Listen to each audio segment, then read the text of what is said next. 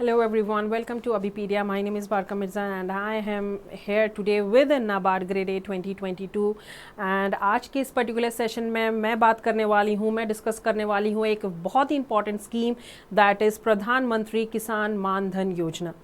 When we talk about this particular scheme, it is basically a social security scheme, है ना. ये scheme की अगर हम बात करते हैं तो it is a social security scheme.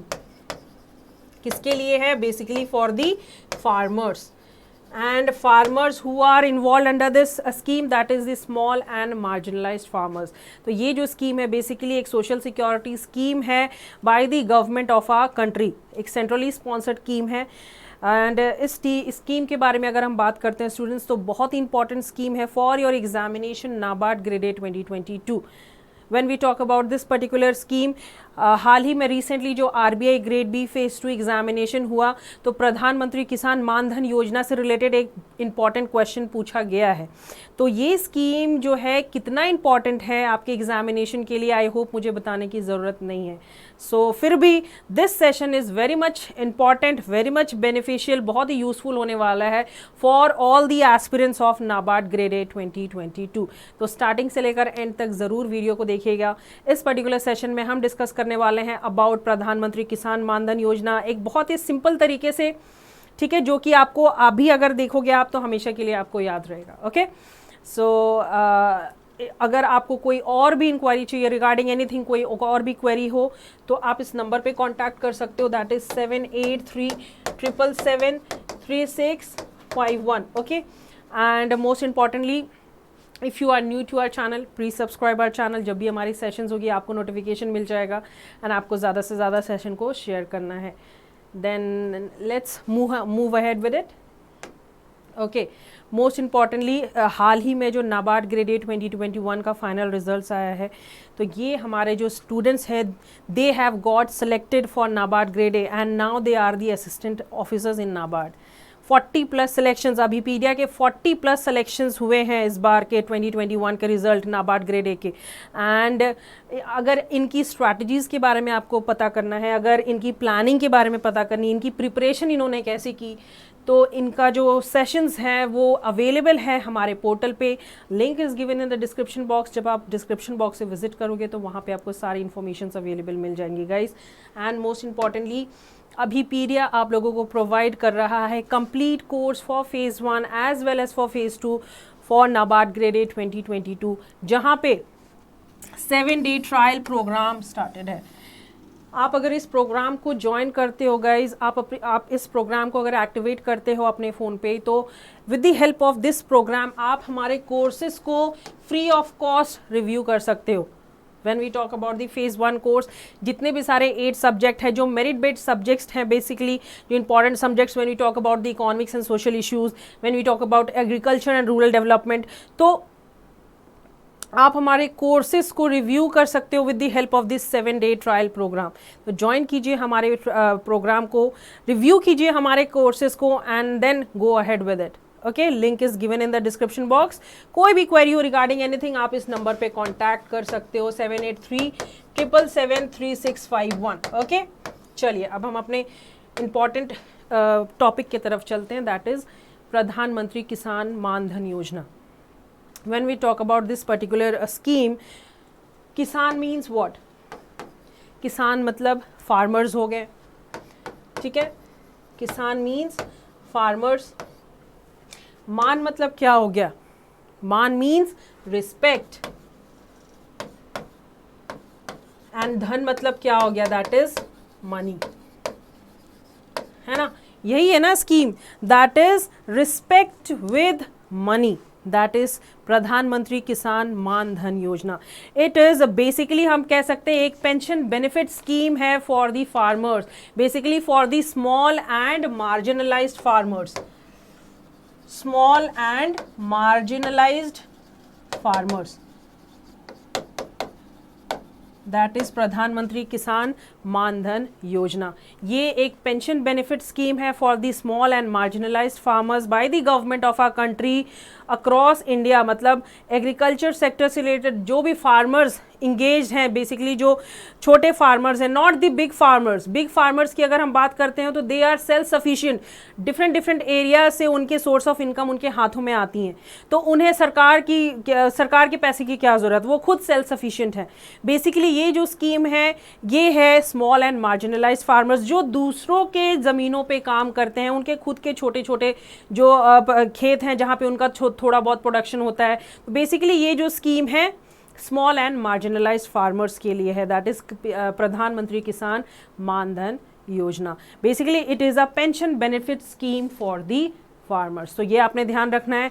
तो इजी एंड सिंपल वर्ड्स में मैं आपको समझाऊंगी, आज ऐसे समझाऊंगी जैसे आप कभी भी फिर आगे चल के आप इस स्कीम को कभी नहीं भूलना, ठीक है। Most important thing, when this scheme was launched, इस स्कीम को लॉन्च कब किया गया था, दैट इज 12 सितंबर 2019। एग्जामिनेशन में आपको पूछा जा सकता है for sure, when we talk about PMKMY, when was that scheme launched, that is on 12th of September 2019.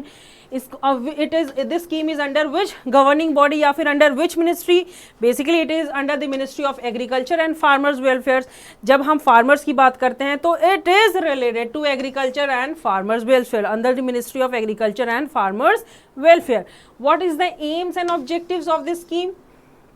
Basically aims and objective क्या है, to provide social security to small and marginalised farmers. Basically जो छोटे farmers होते हैं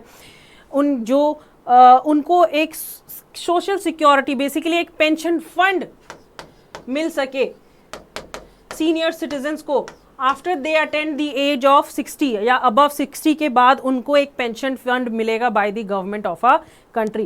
To provide a social security in small and marginalized farmers in their old age when they have no means of livelihood, जब उनके पास कोई source of income नहीं होगा, उनके जो basic needs हैं कैसे fulfill होंगे, तब government जो है इस scheme को provide कर रही है, मतलब इस pension fund को provide करेगी to all these small and marginalized farmers. इसके लिए इसको बोला जा रहा है that is it is a social security schemes and minimal or no savings to take care of their expenses. तो बेसिकली उनके जो नीड्स हैं, उनके वांट्स हैं, उनके एस्पिरेशंस हैं, वो फुलफिल कैसे होगा जब उनके पास कोई सोर्स ऑफ इनकम नहीं है ना। तो basically this is a social security schemes to small and marginalised farmers for the old age ones. जिनका एज अबव 60 हो जाता है उसके बाद से ये पेंशन फंड जो पेंशन मिलेगा वो मंथली बेसिस पे फार्मर्स को मिलने लगेंगी। तो ये these are some important information about this PMKMY। Okay, ये जो बेसिक इन्फॉर्मेशन आपको याद रखने की ज़रूरत है। द प्रधानमंत्री किसान मानधन योजना वॉज लॉन्च एट रांची। कहाँ पे ये लॉन्च किया गया था, रांची में, that is in Jharkhand, by prime minister Narendra Modi ji.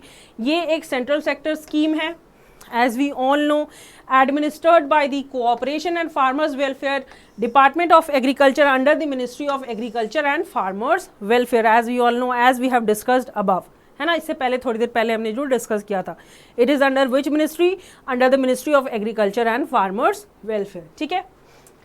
And the government of India in partnership with life insurance corporation of India. तो life insurance corporation of India, the pension fund manager, we can say the pension fund manager of this scheme, the pension fund manager of this scheme, प्रधानमंत्री किसान मानधन योजना, कौन है, life insurance corporation, ठीक है। अगर हम इसकी एलिजिबिलिटी की बात करते हैं तो basically small and marginalised farmers जिसके 2 हेक्टर्स के लैंड हुए या फिर वो किसी दूसरे के लैंड पर काम कर रहे हो, ये बिग फार्मर्स के लिए नहीं है, जिनके खुद के बड़े बड़े लैंड्स हैं या फिर वो सेल्फ सफिशिएंट है, उनको सरकार के पैसे की ज़रूरत नहीं है। ये जिनको ज़रूरत है बेसिकली जिनके छोटे छोटे लैंड्स हैं, सोर्स ऑफ इनकम दूसरी जगह से कोई आने की नहीं है, तो वो एलिजिबल हैं under this social security scheme, ठीक है। All the small and marginalized farmers who own cultivable land up to 2 hectares as per their land records of the concerned states or union territories and are aged between 18 years to 40 years are eligible to apply for this Pradhan Mantri Kisan Mandhan Yojana and can avail all the benefits of this scheme. तो basically जो लोग between 18 से 40 years तक हैं वो इस scheme का फ़ायदा उठा सकते हैं, बेसिकली इस स्कीम के बेनिफिट ले सकते हैं। यहाँ पे आप लोगों को बहुत ज़्यादा क्वेश्चन दिमाग में आ रहा होगा कि ये जो स्कीम है, ये जो बेनिफिट मिलेगा, यहाँ पे क्या कुछ कंट्रीब्यूशन देना पड़ता है under this scheme to get the benefit? Yes, you have to contribute something to get the benefit, है ना। तो जब आप 18 इयर्स के हो जाते हो तो मिनिमम आपको कितना पे करना पड़ता है, मिनिमम कितना कंट्रीब्यूट करना पड़ता है? That is 55, that is ₹55 at the age of 18. When you are enter at the age of 40, you have to give maximum amount, that is ₹200. जब आप 40 इयर्स के हो जाते हो आपको मैक्सिमम अमाउंट कितना देना है? 200. तो जैसे आप 18 इयर्स के एज में 55 दे रहे हो या 40 इयर्स के एज में 200 पे कर रहे हो, कंट्रीब्यूट कर रहे हो to get the pension fund, वैसे ही सेंट्रल गवर्नमेंट भी पे करेगी। तो एलिजिबिलिटी क्या होनी चाहिए? Between 18 years to 40 years.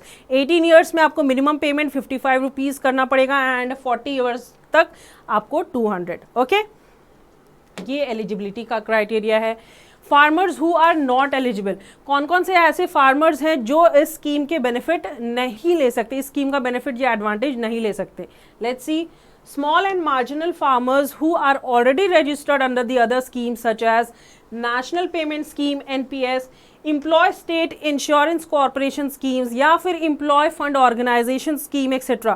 तो जो farmer, small farmers, marginalised farmers already registered हैं under this different schemes of the government, that जैसे कि नेशनल पेमेंट NPS हो गया, स्टेट इंश्योरेंस कॉरपोरेशन स्कीम हो गया, या फिर EFO हो गया, that is employees fund organisation हो गया।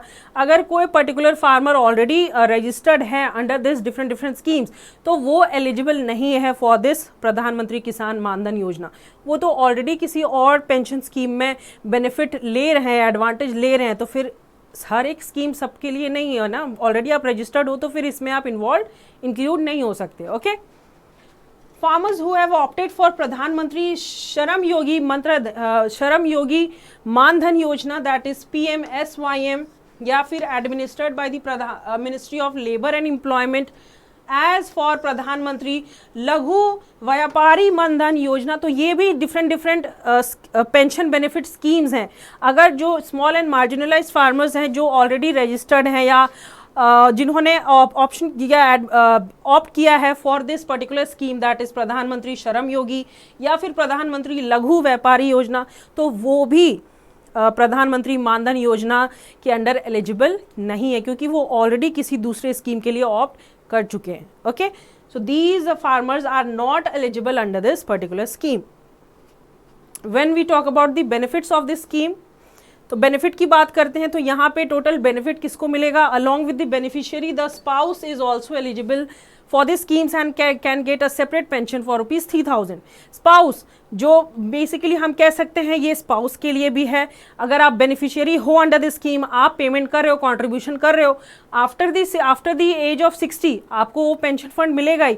बट अगर आप चाह रहे हो कि सेपरेट पेंशन आपके स्पाउस को भी मिले तो वो भी ऑप्ट कर सकती है, वो भी कंट्रीब्यूशन अपना कर सकती है। If the beneficiary dies before the retirement date, the spouse may continue the scheme. अगर beneficiary है before the retirement अगर उसकी death हो जाती है तो उनकी जो spouse है वो continue कर सकती है with this particular scheme. Okay?